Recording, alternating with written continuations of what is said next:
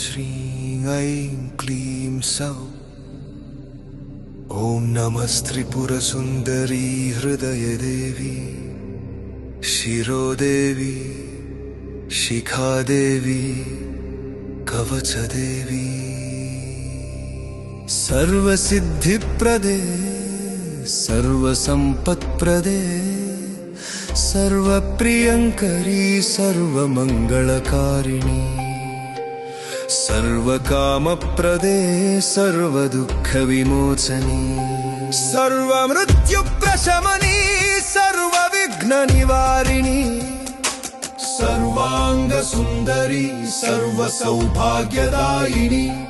सर्वार्थसाधकचक्रस्वामिनी कुलोत्तीर्णयोगिनी। सर्वज्ञे सर्वशक्ते सर्वैश्वर्यप्रदायिनी। सर्वज्ञानमयी सर्वव्याधिविनाशिनी। सर्वाधारस्वरूपे सर्वपाप